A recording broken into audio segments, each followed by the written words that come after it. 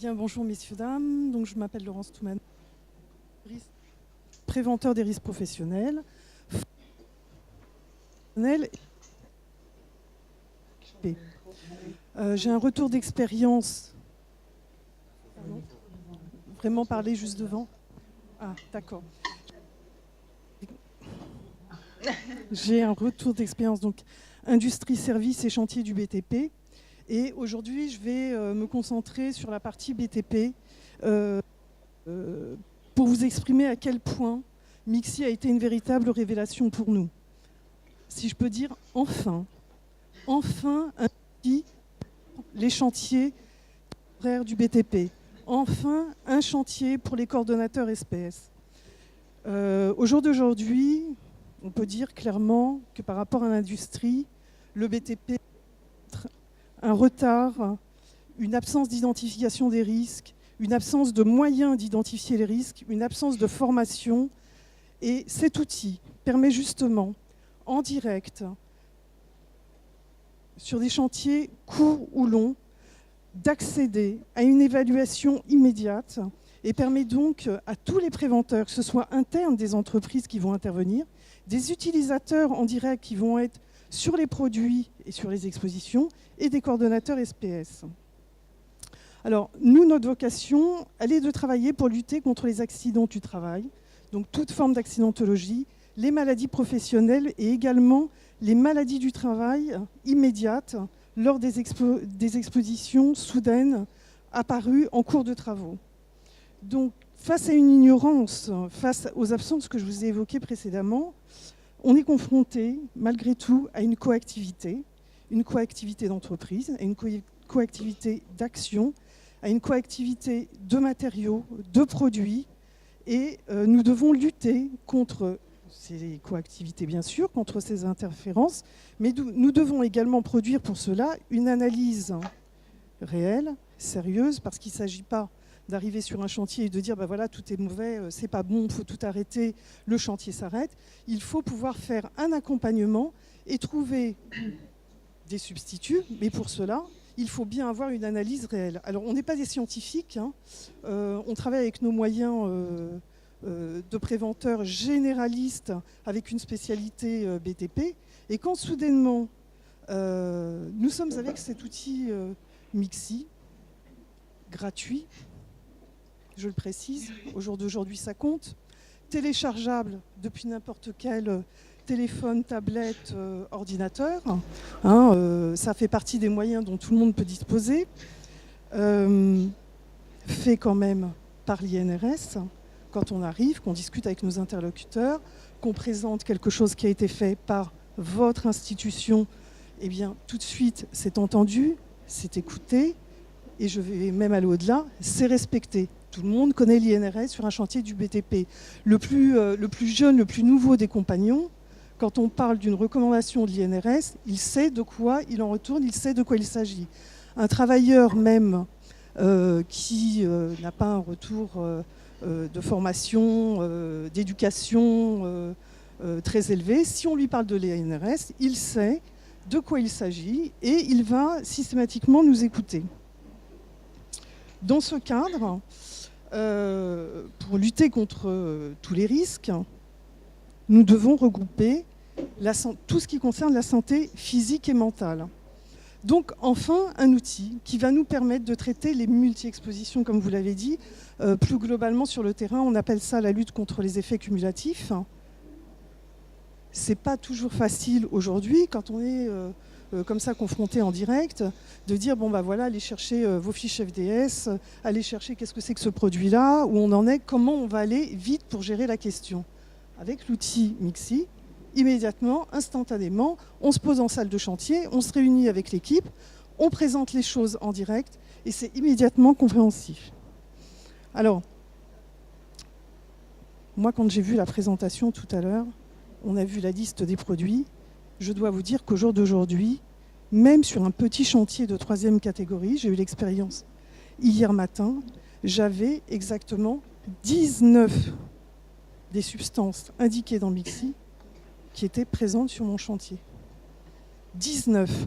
Je ne sais pas si vous imaginez à peu près le résultat que ça peut donner en fin de page, quand on a le résultat, c'est très parlant pour les utilisateurs et les entreprises qu'on avait en face de nous. Le maître d'ouvrage qui était présent, lorsque j'ai commencé la conversation avec lui il y a 2 jours sur le sujet, rigolait. Il me disait « Oui, non mais Madame Toumanov, c'est un tout petit chantier chez moi. C'est un petit chantier de 2 mois. C'est rien du tout. » Oui, sauf que monsieur, regardez, sur votre petit chantier, toutes les substances que nous avons. Et quand on lui a édité, parce que je leur imprime, etc., quand on essaye d'être un peu pédagogique sur le thème, effectivement, il y a une réactivité immédiate. Ça veut dire que, en utilisant Mexi, même à la conception du projet, même à la conception de l'ouvrage, avant même d'avoir commencé à travailler, on est capable d'argumenter, de travailler et de lutter contre les expositions. Aujourd'hui, il faut quand même avouer que dans le BTP, on a pratiquement 70% des produits, des matériaux que nous utilisons qui sont CMR. Hein, on va traiter, quand je vois la liste de ce qui a été présenté, toute la partie déchets, on l'a. Toute la partie des pollutions, on l'a. Toute la partie curage, on l'a. Toute la partie démolition, construction, tous ces métiers rentrent dans la présentation que vous avez indiquée. C'est pas anodin. Ça veut dire que vraiment votre outil, nous on en a besoin. On a besoin qu'il soit alimenté et complété. Parce qu'au-delà de tout ça, je vois que vous avez parlé des nuisances sonores, l'effet cumulatif avec le bruit.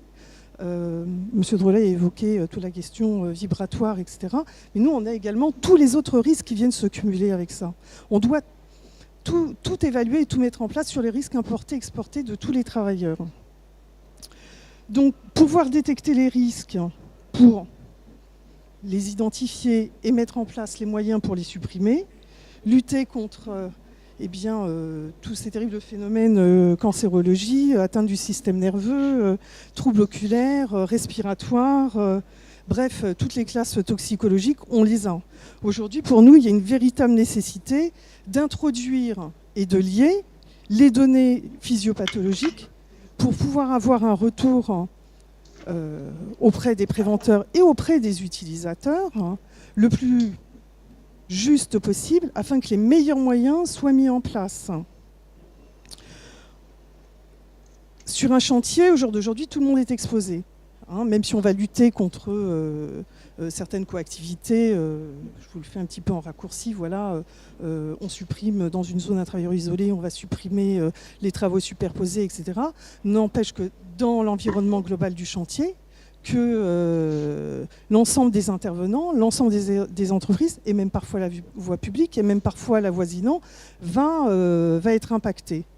Donc au jour d'aujourd'hui, pouvoir mettre en place une méthode avec ces données qui permettent en direct, en simultané, et le mieux donc encore à la conception de pouvoir intervenir, c'est l'idéal.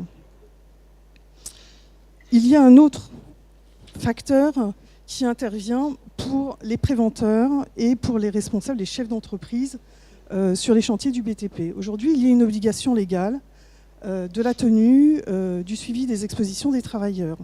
Tout ceci part sur l'aptitude médicale de chacun des travailleurs. Donc pour pouvoir avoir l'aptitude médicale, il faut bien savoir les tâches que le salarié va réaliser, quels sont les produits qu'il va manipuler, quels sont les matériaux et dans quel contexte il va s'y retrouver. Une fois qu'on a ces aptitudes, il faut bien tenir à jour les fiches de suivi des expositions. C'est quelque chose qui est obligatoire depuis maintenant un certain nombre d'années.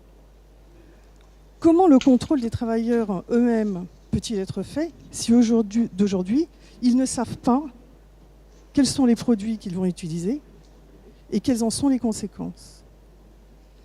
Je me suis aperçue que systématiquement, quand j'avais installé Mixi sur le chantier, déjà, première chose, tout le monde faisait ses fiches de suivi d'exposition. Parce que tout le monde allait sur Mixi, tout le monde allait vérifier. Et puis, j'ai à peu près un retour d'expérience de 60% des gros produits toxicologiques qui sont supprimés. Les chefs d'entreprise d'eux-mêmes, les conducteurs de travaux eux-mêmes, dès qu'on leur met ça en face, vont aller chercher une solution pour supprimer. Ce n'est pas toujours facile, ça nécessite parfois un certain travail, au niveau même par exemple de la solution pour trouver le mode opératoire qui va permettre de substituer tel ou tel produit. Mais il y a une véritable réflexion, il y a un véritable effort qui est fait. Pour ce qui concerne les préventeurs et les coordonnateurs, ils sont unanimes. Tous, dès qu'ils découvrent l'outil, ils le téléchargent, ils l'utilisent et ils n'aspirent qu'à une chose, c'est qu'il soit développé et alimenté encore et encore, puisqu'on sait qu'il y a des produits qui ne sont pas forcément listés et que nous espérons qu'ils le deviendront. Voilà, donc un retour avec, pour nous, c'est plus qu'un signal à l'intention des préventeurs, c'est vraiment un outil de travail et quelque chose qui nous permet d'avancer concrètement dans le réel. Voilà, mon témoignage. Si vous avez des questions... Merci. S'il y avait encore quelques-uns d'entre nous qui n'étaient pas convaincus du succès de Mixi dans le monde industriel, je pense que là, Mme Toumanoff nous a bien illustré l'utilisation de Mixi sur le chantier. Et fait intéressant, auquel je n'avais pas pensé, effectivement, le fait d'objectiver les dangers stimule l'envie de substituer. Et ça, c'est quelque chose de nouveau pour moi, pédagogique. Voilà. Donc merci beaucoup pour ce témoignage. Est-ce qu'il y a ne partez pas, est-ce qu'il y a des questions sur ce témoignage, des choses que vous avez envie de demander à quelqu'un qui est vraiment sur le terrain? Vous seriez intéressé aussi par le bruit, vous avez évoqué ce problème-là.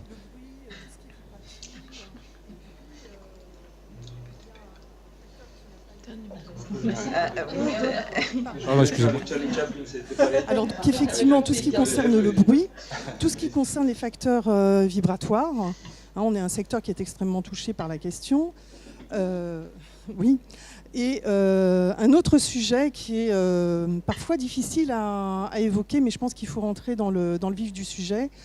On a un taux de travailleurs qui sont extrêmement concernés par la prise de médicaments parce que ce sont des personnes qui, du fait de leur métier, sont abîmées physiquement relativement tôt. Sur un chantier du BTP au jour d'aujourd'hui, je vous le donne à la proportionnelle, enfin les chiffres de l'INRS sont plus parlants plus précis que ça. On a à peu près 60% de nos travailleurs qui ont dépassé l'âge de 30 ans qui prennent de manière récurrente des produits et des substances pour lutter contre un certain nombre de pathologies, notamment liées au TMS. C'est pas anodin. J'en ai discuté relativement fréquemment avec les médecins du travail, notamment pour les aptitudes au poste de travail et la prise de ces médicaments selon les substances qu'ils vont prendre en cumulatif, en additif, avec les substances chimiques, toxiques, etc., vont bien sûr avoir un effet considérable. Lorsqu'on a dialogué avec les travailleurs sur le terrain sur ce sujet, déjà, chacun, c'est du 100%, chacun des travailleurs a levé la main, a reconnu qu'il prenait des médicaments, soit en automédication, soit par son médecin personnel. Donc les médecins du travail étaient quand même assez contents d'avoir ce dialogue. Et les médecins du travail ont pu initier des échanges complémentaires sur le sujet pour pouvoir mieux gérer la question. J'ai une petite précision, je crois que par le concept de multi-exposition, il faut balayer l'idée que l'on a des co-expositions simultanées. Des multi-expositions, ça peut être également séquentiel dans le temps. Des médicaments, la clairance peut être très très très longue. Pour prendre un exemple anecdotique, sachez que les aminosides par exemple, ou les anticancéreux restent 3 mois dans les liquides de l'oreille. Ce qui veut dire qu'on peut très bien avoir une coexposition antibiotique, bruit, alors qu'on pense être tiré d'affaire, sorti de l'hôpital et ne plus avoir de risque. Et là, c'est en fait là où le risque est peut-être accru. Donc, effectivement, c'est important de souligner ça. Il y a les coexpositions professionnelles, in situ, simultanées, mais il y a également ces coexpositions cachées. Et il est bon de sensibiliser les médecins du travail, tous les préventeurs, pour qu'ils posent les bonnes questions, qu'ils soient bien à même de déceler les salariés à risque Et pour les médicaments, évidemment, c'est une coexposition qui nous intéresse dans la mesure où on retourne sur le lieu du travail et on n'est pas exposé uniquement à du bruit ou exposé uniquement à des agents chimiques. On est exposé à du bruit plus aux médicaments, on est exposé à du bruit plus un agent chimique qui peut faire, qui peut perturber le métabolisme et avoir des conséquences sur la santé du salarié. D'autres questions, d'autres précisions avant qu'on passe à la présentation de Daniel? Bien, je vous remercie beaucoup et c'est très précieux pour nous, pour les gens qui sont à la recherche, d'avoir un retour de la prévention. Merci beaucoup.